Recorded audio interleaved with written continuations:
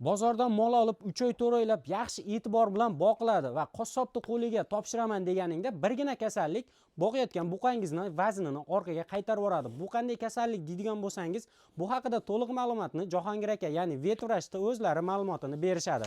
Assalomu alaykum hurmatli kuzatuvchilar, sizlar bilan men Sanjarbek. Bugungi videoroligimiz albatta yana sizlarga foydali bo'ladi. Bugungi videoroligimizda xudo xolasa Jahongir aka, ya'ni vetvrach Jahongir aka, assalomu alaykum. Assalomu alaykum, Sanjarbek, yaxshimisizlar? Kuzatib boruvchilar, hammalaring yaxshimisizlar? Jahongir aka, bugungi kasallik bo'yicha xudo xolasa to'liq ma'lumotlarni kuzatuvchilarimizga beramiz albatta. Xudo xolasa, yashirmagan holatlarda o'zimiz ishlatib, qanday aholining orasida tarqalishi haqida to'liq ma'lumot berishga foydali video qilishga harakat qilamiz. Albatta. Jahongir aka, qarang. Men videorolik boshida aytdim, chorvador akalarimiz, ya'ni bozorda mollarni olishadi, yaxshi semirtirishadi, qassobni qo'liga kiyganda vazni orqaga qaytib ketadi. Bu qanday kasallik va u o'sha haqida qisqacha to'g'ri, aynan o'rinli savol bo'lyapti, Sanjarbek. Hozirgi kunda mana havolar sovish natijasida, quyosh nuri kam tushishi natijasida hozirda mavsumiy kasalliklarimiz bor. Shulardan biri hozirgi kunda shu chorvador akalarimizda yoki bo'lmasa hayvon boquvchi xo'jaliklar bo'ladimi yoki aholi bo'ladimi, notanish bo'lmagan, yangilik bo'lmagan kasallik uzoq yillar davomida shu hayvonni egasini ham qiynab keladigan kasalliklardan biri. Bu o'sha og'iz yara deydi ko'pchilik xalq tilida, vizikulyar stomatit, ya'ni og'izda yaralarning bo'lishi, og'ir holatlarda tuyoqda hamda sigirlarda yelinida uchraydigan og'ir kasalliklardan biri hisoblanadi. Jahongir aka, qarang, yana bitta savol. Bu chorvador akalarimizga aytib o'tib ketishimiz kerak. Albatta, bu kasallik qanday, qaysi hollarda yuqadi? Yuqish yo'llari asosan bu kasalligimiz, ya'ni vizikulyar stomatit virusologik kasallik, qo'zg'atuvchisi viruslar hisoblanganligi uchun juda tez yuquvchi, ya'ni o'zimiz odamlarda gripp kasalligi bor, havo tomchi orqali yuqadigan. Xuddi o'sha havo tomchi orqali yuqadi hayvonlarga. Xo'p, bu kasallikda o'zi kelib chiqishi yoki bo'lmasa bir-biriga tarqashi o'sha asosan odamlar ham tashuvchi hisoblanib qoladi. Odamlar ham tashib qo'yadi. Odamlar ham tashuvchi yoki bo'lmasa kasallikda o'zi manbai kasal hayvon yoki kasallikdan tuzalgan hayvon hisoblanadi. Hayvon kasal bo'ladi, lekin tuzalgandan keyin ham o'zidan o'sha viruslarni chiqarib turadi. Ya'ni kasallik tarqatuvchi hisoblanib qoladi. U hayvon saqlangan joyda yoki yonboshdami yoki bo'lmasa kasal hayvon tashilgan transportlarda ham, transportlar yoki kasal hayvon chiqqan bozorlar bo'ladimi, o'shalarda sog'lom hayvonga yuqib qoladi bu kasallik. Bu narsa demoqchi bo'lganim, endi tushunishim bo'yicha havodan yuqadi. Albatta. Sog'lom mol bozordan olasizmi? Uyga kelguncha u havo orqali yuqib qolishi mumkin. Shunday. Keyin kasallik o'zi, misol uchun kasal hayvon turgan joyga sog'lom molda baylansa yoki bo'lmasa yonma-yon kontaktda, bevosita kontaktda bo'lsa, birdaniga bu kasallik belgilar namoyon qilib qolmaydi. Kasallikning yashirin davri bor, 3 kundan, ba'zan 1 hafta, ba'zan 10 kungacha. Ya'ni organizmga kasallik yuqadi-yu, lekin hali belgisini namoyon qilmaydi. Kasallik yashirin davri bor-da. O'shanda hayvondan hayvonga tarqalishi juda tez hisoblanadi kasallikda. Jahongir aka, keyin bu albatta kasallikni davolash qanday bo'ladi? Necha kun talab qilinadi buni davolashda? E'tibor qanday bo'ladi? Bu kasallikni davolashi hamma organizmda bir xil kechmaydi. Misol uchun hozir men aniq bitta vaqt aytadigan bo'lsam, qaysindadir 3 kun, qaysindadir 1 hafta, qaysindadir 10 kun deydigan bo'lsam, bu xato bo'ladi. Bu kasallikning kechishi birinchi navbatda organizmning immun tizimiga bog'liq. Qaysidir organizmning immun tizimi yaxshi bo'lsa, kasallikni yengilroq, yuzakroq o'tkazib yuborishi mumkin. Lekin qaysidir organizmning immuniteti silaviyroq, qarshi reaksiyasi pastroq bo'lsa, og'irroq kechadi hamda uzoqroq kechishi mumkin kasallik. Shunday organizmning o'ziga bog'liq birinchi navbatda kasallik kechishi yoki tuzalish davri. Tushunarli. Jahongir aka, keyin chorvador akalarimiz bu narsani baribir bilishlari kerak. Buni birinchi bo'layotganini qanday bilsa bo'ladi? Qanday alomatlari bo'ladi bu mollarda? O'zi dastlabki belgilari mana o'zimizni chorvamiz bu. O'zimizga qarashli shu ukamizniki. Xudo xolasa, shu bu mollar o'zi tashqariga chiqmagan. Boya qanday yuqadi dedik-ku. Bu mollar o'zi asli umuman tashqariga chiqmaydi, lekin o'sha chetdan hashaga olib kelishi yoki qandaydir ozuqa olib kirishi yoki bo'lmasa kasal hayvon turgan joyda bevosita kontaktda bo'lgan insonlar ham olib kelib qo'yishi mumkin-da bu yerga. Instrumentlar, kiyim bosh, usti bosh, buni oyoqdagi o'sha turpoq changli bo'ladimi, go'ngi bo'ladimi, o'shalar orqali kelib qolishi ham mumkin.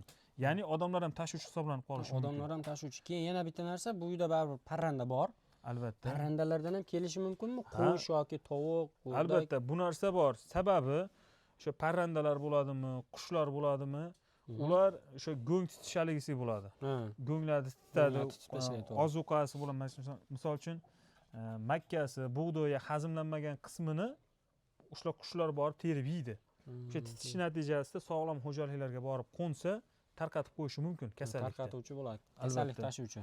Endi buni boyagi belgilariga keladigan bo'lsak, dastlab birdaniga ozuqa ishtahadan qolmaydi. Shunchaki hayvonda dastlab temperatura ko'tarilishi mumkin yoki bo'lmasa mana bunga o'xshab og'izdan yoki burundan suyuqlik oqishi mumkin. Mana yaqinroq ko'rsating. Birdaniga ko'piklamasa ham ko'piga suyuqlik oqib turadi. Keyin hayvonda temperatura beradi. Haligi nima deydi, pakar deydi, xomush, ozuqadan bosh tortishi, shunga o'xshash keyin dastlab sekin etap-etap belgilari rivojlanib boradi. Agar kasallik o'ta darajada kuchayadigan bo'lsa, og'iz bo'shlig'ida, buni milklarida, lunjida hamda lab atroflarida hamda tili ponni bir qavat ko'chib tushishi ham mumkin. Og'ir holatlarda ko'chib tushishi ham mumkin. Keyin bu kasallikda tuyoq formalari ham uchraydi. Kasallik kuchayib ketdi yoki vaqtida davolanmasa yoki bo'lmasa kechikib davolansa kasallik kuchayib ketadi. Yoki bo'lmasa aynan shu kasallikka ta'sir qiluvchi dorilar, kerakli dorilar kerakli tartibda davolanmasa kasallik kuchayib ketadi-da, natijada tuyoqqa o'tib ketishi mumkin. Sog'im sigirlarda yeliniga ham o'tib ketadi. Yelindan ham bo'ladi. Yelinida ham bo'ladi. Misol uchun har bitta so'rg'ichlarda ponni bir qavat po'sti ashirib tushadi.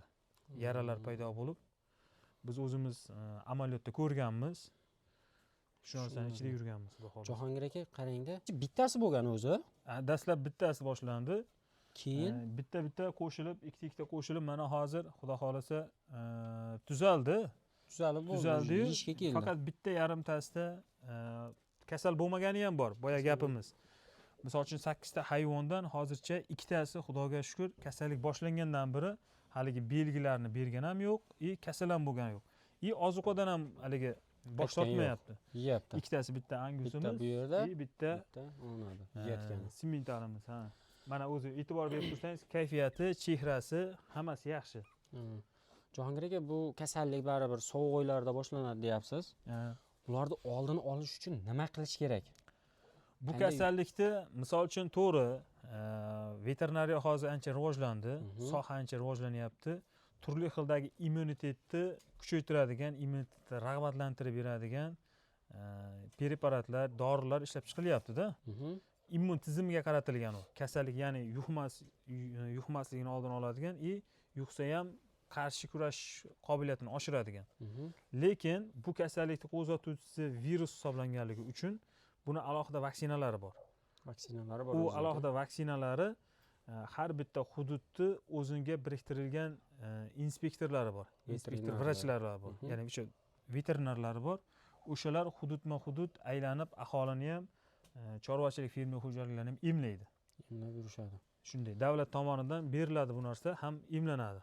Agar mabodo emlanmaydigan bo'lsa, o'sha veterinar uchastkovoylarni chaqirib, telefon qilib chaqirib emlatib qo'yishsa bo'ladi. Shunday. O'zi misol uchun ko'pchilik hozir ham aloqaga chiqishyapti. Shu kasallikni oldini olish imkoniyati bormi, nima qilsak bo'ladi deyapti-da.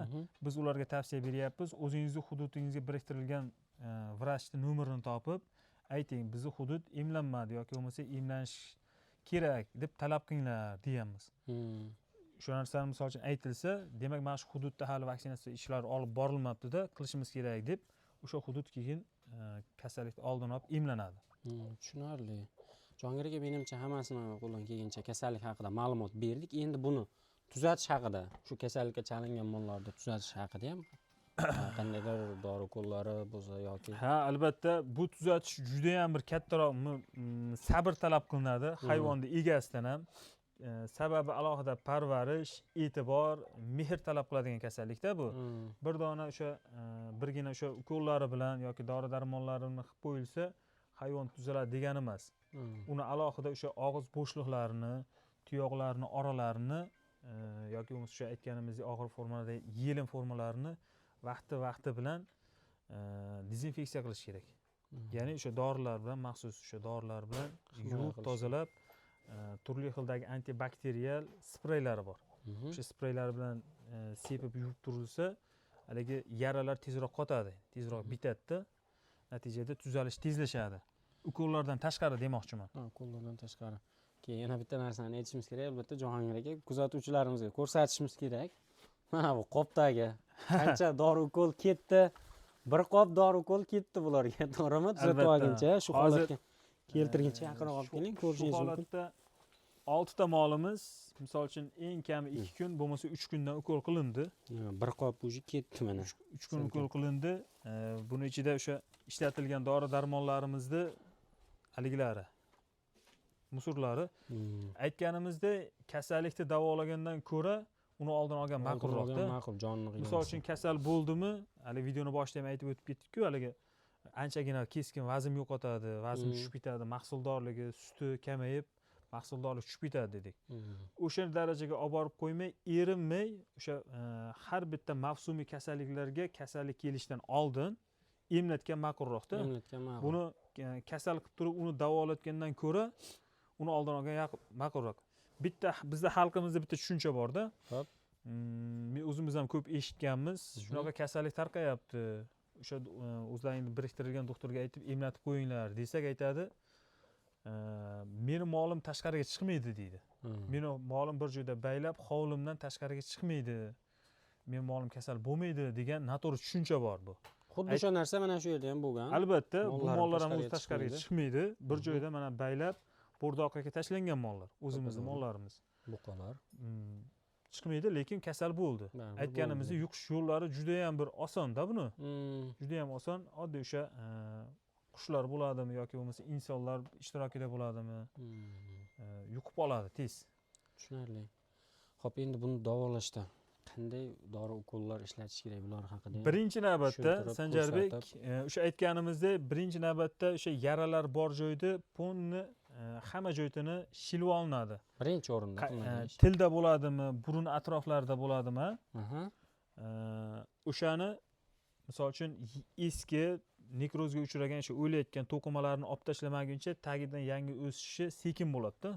Shuni hisobiga tilidanmi, burnidanmi, qaysi qismidan bo'lsa, pershetga kiyilgan holatlarda o'sha joyda shilib olish kerak. Qandaydir doka yordamida yoki material yordamida shilib tashlab, keyin mana bunga o'xshagan hozirgi kunda haligi miskuporosi deydi buni. Miskuporosi juda yaxshi effekt beryapti. Bundan tashqari aholini o'zi juda yaxshi biladi. Turli xildagi bo'yoq dorilar bor. Haligi kaliy permanganat deydi, margansovka. O'shalar bilan orqali yuvsa bo'ladi. Furatselinlar bilan ko'pchilik tuzli suvlar bilan namakov suv deydi. Namakov suvlar bilan ham yuvadi. U ham yaxshi, faqat hayvonda biroz bezovta qilishi mumkin namakov suvlar, lekin u ham yarani qotiradi. So'lak bezining o'sha haligi so'lak ishlab chiqarishini qotiradi, sekinlashtiradi. U ham yaxshi. Endi bu yuvishga keladigan bo'lsak, yana bitta haligi bor, chorvadorlarimiz yoki bo'lmasa uzoq yildan beri hayvon boquvchilar aytadi. Men o'zim eshitdim, o'zim guvohi bo'ldim.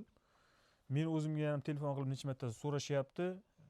Oddiy haligi benzin bor. O'sha narsani endi aytmoqchi. Oddiy benzin bilan og'zini yuvib qo'ysang yaxshi bo'ladi. Hech qanday ukol dori shart emas.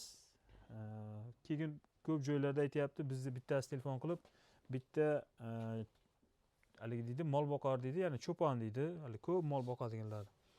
O'shalar aytdi deydi, benzinni oyog'iga qo'yib, yoqib yuborish kerak. Qanchadir vaqt yonib turib, keyin o'chirish kerak. O'shanda bu yerdagi mikroblar, o'sha viruslar o'ladi deb bir kishi telefon qilib so'radi mendan. Keyin aytdi, bu bo'lmagan narsa. To'g'ri, bu gap qaysidir ma'noda to'g'ri bo'lishi mumkin. Ya'ni o'sha yerdagi haligi qotirish maqsadida, boya aytgan yaralarni qotirish maqsadida o'sha virusni o'ldirish, ishlab chiqarilayotgan suyuqlik tarkibida viruslar bo'ladi-da. O'sha viruslarni o'ldirish maqsadida ishlatish mumkin. Lekin bu narsa foydasidan ko'ra zarari ko'proq. Ya'ni hayvonni kuchli darajada bezovta qiladi. Jonivor Aytishdi edi-da, o'sha. baribir. Ha, albatta u narsani o'sha texnikaga ishlab chiqarilganmi, texnikani o'ziga ishlataverish kerak. To'ppa-to'g'ri. Hayvonni, tirik jonni qiynashni keragi yo'q. Tushunarli. Bu endi yuvish bo'lsa, misol uchun birinchi yuvib bo'lindi, og'iz bo'shliqlari, tuyoqlarni hamda o'sha yelinlarni, og'ir formasi yelinlar yuvilgandan keyin hozirgi kunda biz o'zimiz shu mollarimizga ishlatyapmiz, ko'p joyga tavsiya berdik. Maxi spreylar chiqqan. Bu hammasi bo'yoqdori, antibakterial, ya'ni o'sha bakteriya, viruslarni o'ldirishga moslashgan hamda yiring hosil bo'lishini Qottiradi. O'sha paytlarda sepilyapti bu. Bulardan tashqari buni ishlatish turli xil yaralar bo'ladimi, jarohatlar bo'ladimi, o'zimiz operatsiyalardan keyin ham jarohatga sepsa juda yaxshi foyda beradi bu. Ya'ni o'sha yerda infeksiyani o'ldiradi, yiringlashni oldini oladi, ham kapillyarni qon ketishlar bo'ladi-da. Mayda qon tomirchalari yorilib, sizib qon ketadi. O'shalarni ham to'xtatadi. Buni foydasi juda Bu yaxshi. qancha ko'p bo'lsa sachilaveradi. Albatta, Sachilaveradi. bu kasallikda o'zi kami 3 mahal yuvish tavsiya qilamiz. Bo'lmasa 4 mahal, 5 mahal o'sha og'iz bo'shlig'ini, tuyoqlarni yuvish tavsiya etiladi. Bir kunda 4-5 martagacha. Albatta. Hech bo'lmaganda deyli, misol uchun ko'pchilik davlat ishida ishlashi mumkin. Ertalab chiqib ketib, kechqurun kelishi mumkin. Hech bo'lmaganda o'sha ertalab, kechqurun erinmay og'iz bo'shlig'ini, tuyoqlarni orasini mana bunday suvlarda yuvib, orqasini sprey sepish tavsiya etiladi. Buni yaqinroqdan ko'rsatib qo'ysangiz ham bo'ladi. Screenshot qilib olinglar agar hurmatli Albatta, kuzatuvchilar. veterinariya aptekalardan so'rasalaring bor. Maxi sprey Maxi spray hayvonlar uchun juda yaxshi ishlab beradi. ishlab beryapti. Biz o'zimiz shu narsani ishlatib ko'rib, mana xudo xolasa bugun 4-kunmi? 3 kun ukol qildik. 4-kun bugun yeb ichishlari mana oxirlari o'zi tozalangan. Bitta yarimtasi yana ozroq bor. Xudo xolasa yana bir 2 kunlarda parvarishini qilib tursak tuzaladi. Jahongir aka, xudo xolasa mana endi buni aytib o'tdik, og'iz yuvishlarni hamma yog'ini. Endi bularda o'sha amaliyotda ko'rsatib, qanday dori ukollar ishlatilyapti, qaysilar ishlayapti, shular haqida to'liq tushuncha berib o'tib ketasiz, xudo xolasa. Ha, xudo xolasa bu molimizni bugun 3-kun lichiniyasi. Umumiy boshlaganiga, kasallik boshlanganiga 4 kun yoki 5 kun bo'ldi-da. Xo'p. Qolganlari xudo xolasa yaxshi. Ozroq so'laga oqishi bor, yana parvarish qilib turilsa, uzog'i o'sha 1 haftalarda yoki 10 kunlarda holatiga qarab tuzaladi. Endi bu hayvonga keladigan bo'lsak, og'riq bo'lyapti, temperatura beryapti. Shuni hisobidan tomirdan birinchi navbatda hayvonni tirik vazniga qarab, tashqi tuzilishiga qarab 20 ml-gacha Flunix, ya'ni o'sha nitafarimni Flunixlar yaxshi effekt beradi. Faqat bular venadan yuborilsa samarasi yaxshiroq hisoblanadi. Ulardan tashqari o'sha biostimulyatorlar, ya'ni tarkibi B12 hamda butafosfollardan iborat immunitetni yaxshilanishiga yordam beradi, qon hosil bo'lishiga yordam beradi u ham. Barcha fiziologik hamda biologik jarayonlarni normallashtiradi. Ya'ni nafas olishi, ovqat hazm qilish, nerv ayirish, shunga o'xshagan narsalarni tizimlarda. Xudo xolasa, birinchi navbatda o'sha tomirdan bu hayvonimizga 20 ml Flunix beryapmiz. Orqasidan biostimulyator 20 gram hamda 40 gram Pamfilavin. Ya'ni hozir bo'yoq dorilarimiz, rangi ham o'zi mana bilinib turibdi. Bu yashur kasalligida, qolaversa yengil formalar bor, mastitni yengil formalarida hamda qon parazitlar kasalliklarda yaxshi effekt beradi bu ham. Biz o'zimiz shu narsani o'sha institutdagi o'zimiz domlamiz asos solib chiqarishgan. O'sha paytda, ya'ni studentlik davrimizdan beri ishlatamiz. Ish berib kelayotgan narsa bu. Ish berib kelayotgan, amaliyotdan, sinovdan o'tgan narsa bu. Ya'ni biz o'sha student bo'lib boshlab shu sohaga kirib kelganimizdan beri shu dori vositasidan foydalanamiz. Foydasini sezganimiz uchun. Yana bitta narsani aytishim kerak, Jahongir aka, albatta foydasini sezyapmiz. Bu yerda hozir 4-kun. 4-kunda o'zi sezilarli darajada mollar yem yeyishni boshladi, tuzalyapti. Bu yerda ko'pchilik aytishi mumkin, mana dorilaring reklama, bizgacha anaqa dorilar reklamaga pul to'lamaydi, faqat xalqimiz uchun foydali bo'lish uchun aytib o'tib ketilgan. O'sha videoni boshida aytdik, hech narsani yashirmagan holatlarda borini hamda foydali video qilishga harakat qilamiz dedik.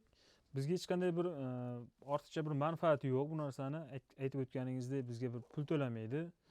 Shunchaki o'sha borini aytyapmiz. O'zimiz ishlatib yurgan sinovdan o'tgan narsani hammaga tavsiya qilyapmiz. Mhm. Agar bu narsani foydasi bo'lmaganda, samarasi bo'lmaganda ommaga olib chiqmasdik. To'ppa-to'g'ri. Ya'ni o'sha ko'pchilikka tavsiya qilmasdik. To'g'ri. Endi hozir tomirlarga qilishyapti, to'g'ri tushunasizlar, lekin YouTube qonni ko'rsa, kanalda ozgina blok qo'yish mumkin. O'shaning uchun qonni ko'rsatolmayman. Mana o'sha vena qon tomirlariga tushdingizda hozir, to'g'rimi? Jahongir aka? Albatta. Vena qon tomirlariga tushdi. Hozir Xo'sh. ukollarni qilishyapti. Albatta buni uy sharoitida agar qo'lingizdan ukol qilish keladigan bo'lsa, tushunadigan bo'lsa, o'zlari ham davolasa bo'ladi, to'g'rimi albatta Jahongir aka? Albatta, faqat dorini dozirovkasini to'g'ri olish kerak. O'sha narsalarni Hamda dorini to'g'ri foydalanish kerak. Ko'pchilik me'yordan oshirib qo'yishi mumkin yoki bo'lmasa muskul orasiga deyilgan dorilarni venadan berib qo'yishi mumkin. Bu juda katta xato hisoblanadi. Dorini to'g'ri hamda kerakli dozada foydalangan ma'qulroq. Bu o'sha aytib o'tganimizdek panfilavin tomirdan, panfilavinni vena tomiridan foydalanish tavsiya etiladi. Tushunarli. Bu tomiriga bitta shpris ishlatilaveradi, ha? Albatta, bitta hayvonga bitta shpris bir-biriga ta'sir qilmaydigan dori vositalarini tortib ishlatsa bo'laveradi. Ya'ni bir-biriga reaksiya kirishmaydigan dorilarni. Mana shu narsalarni albatta so'rab aytib o'tib ketishimiz kerak. Bu hayvonimizga hozir o'rtacha o'sha 40 gram miqdorda panfilavin ishlatyapmiz-da.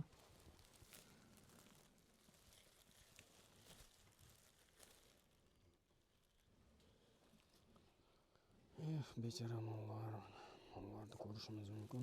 Hurmatli kuzatuvchilar. Keyin Jahongir aka, bitta narsani yana so'rashim kerak. Masalan, deylik, 10 ta mol bo'ldi. 10 ta mol bor uyda. Bittasi shunaqa kasallik bo'ldi, stomatit. U qolganlariga, qolgan 9 tasiga yuqmaslik uchun qanday saqlasa bo'ladi? Qanaqa yo'llari bor? O'sha aytib o'tganimizdek, birinchi navbatda kasallikni yuqmasligini oldini olish albatta vaksinatsiya orqali. Vaksina, kasallikni faqatgina vaksina oldini ola oladi xolos. Qolgan narsalar misol uchun nisbiy.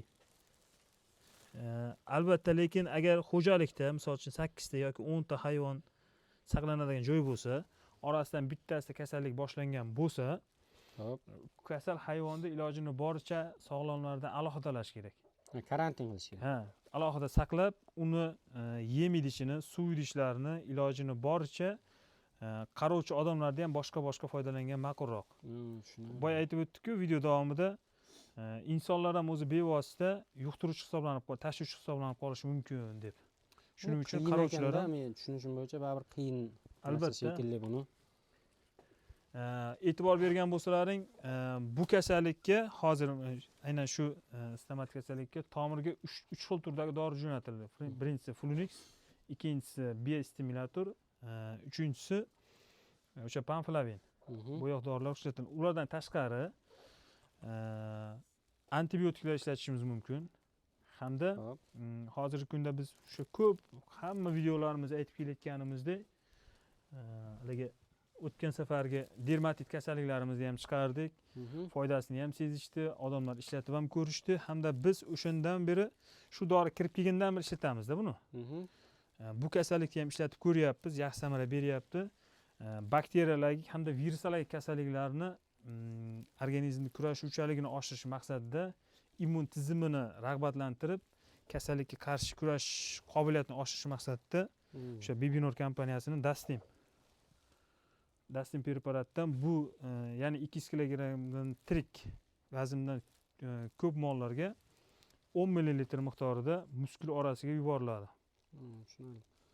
Buni o'sha ko'pchilik veterinarlar yoqtirmaydi. Albatta. Buni ish bermayapti, bu bo'lmayapti yoki bo'lmasa foydasi yo'q ekan degan tushuncha ham bo'lyapti. Uni birov oldingi videomizda ham aytdik. Bu dorini ishlatish bu sehrli bir dori emas-da. Misol uchun kasal bo'ldimi, bugun urdingmi, ertaga tuzatib qo'yadi degan narsa emas-da. Bu avval organizmga singish kerak. Uni immun tizimini, ya'ni o'sha qon ishlab chiqaruvchi organlarga ta'sir qilish kerak. Ya'ni immun tizimi qondagi o'sha leykositlar deyilgan shakl elementlar miqdori antitanalar ko'payishi kerak. Ko'payib, keyin immun tizimi rag'batlantirgandan keyin rostmana ta'siri bilinadi buni. Bulardan tashqari misol uchun kasal bu bo'ldi. O'tgan safar dermatitda ko'p shikoyat tushdi bunda. Misol uchun meni kasalim, molim kasal edi-yu, doktor kelib 3 kun davoladi, bo'lmadi. Keyin sizlarning lechinalaring bo'yicha, sizlar ko'rsatgan dorilar bo'yicha davoladik deyapti. O'shanda ham tuzalmadi deyapti. U degani kasallik o'zi boshlanib bo'lib, u og'ir darajaga yetib borgandan keyin bu dorining foyda berishi kamroq bo'ladi. Qachonki o'sha kerakli vaqtida, to'g'ri, kerakli miqdorda ishlatilsa, to'g'ri foyda beradi. Ya'ni ishlab beradi demoqchimiz. Biz o'ylagan natijaga erisha olamiz. Buni o'sha 2 kilogramdan tirik vazndan ko'p mollarga, muskul orasiga ishlatilgan ma'qulroq. Buni qancha ko'p qilsa ham ziyoni yo'q. Buni albatta, lekin cherezden qilinadi buni. Misol uchun bugun ishlatdik, o'rtada bir kun dam oldirib, 3-kuni qilinish mumkin. Ya'ni o'rtada doimiy ravishda misol uchun bu immunitetni yaxshilar ekan, organizmni kurash kuchligini oshirar ekan deb kasallik bir hafta 10 kun davom etsa, 10 kun davomida har kuni qilish tavsiya etilmaydi. Sababi dori-darmonda organizmga singishi ham bor-da, ko'tarishi ham bor. Hazm qilishi bor. Misol uchun ovqatni bo'kib yeyorsak ham hazmlanishi bor u narsani. To'g'ri. O'rtada haligi pauza kerak, tanaffus qilish kerak. Unga qarab keyin samara seziladi. To'g'ri.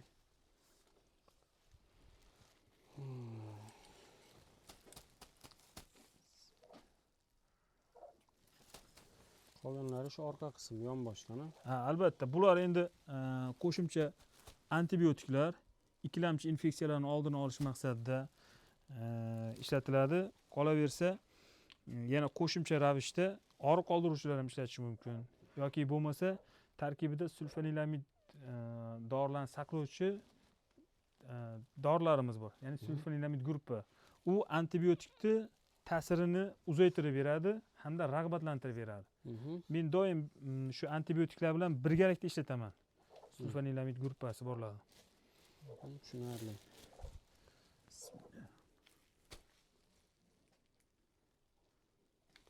Lekin o'shanda bitta mol agar kasal bo'ladigan bo'lsa, oldi olinmasa, o'sha kuniga 5 tadan ukol qilish kerak, to'g'rimi?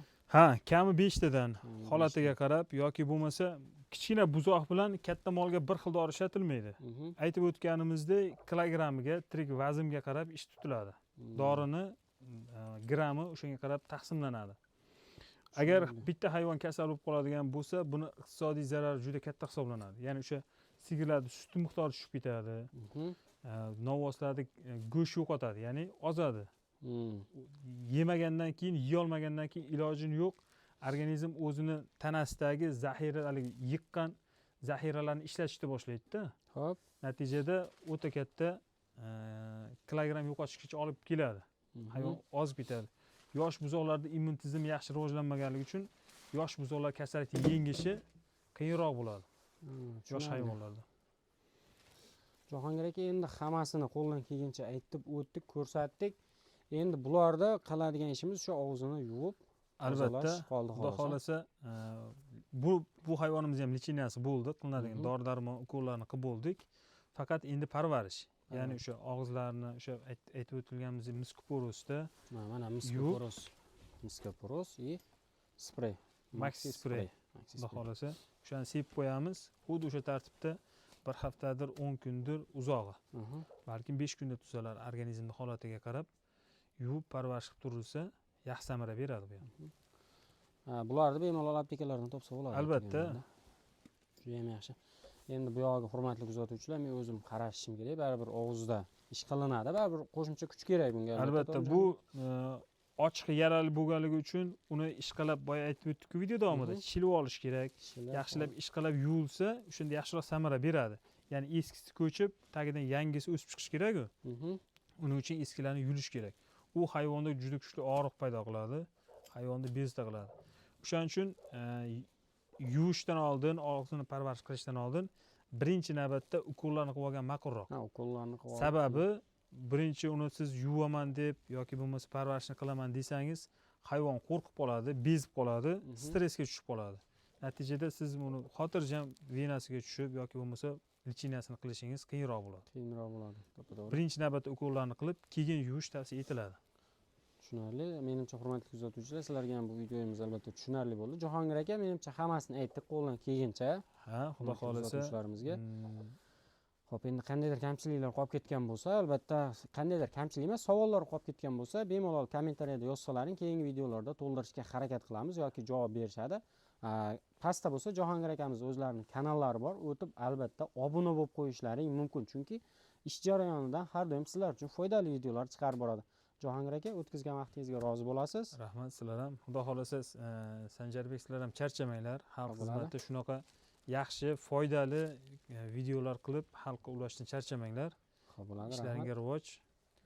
Qo'ldan kelgancha o'sha savollari bo'ladimi, murojaatlari bo'ladimi, yozib qo'ysa javob berishga harakat Javob beramiz albatta. Xudo xohlasa. Hurmatli kuzatuvchilar, keyingi videolarda ko'rishguncha endi men bu molga qarashmasam bo'lmaydi. Keyingi videolarda ko'rishguncha sog' bo'linglar, salomat bo'linglar. Albatta obuna bo'lishni unutmanglar.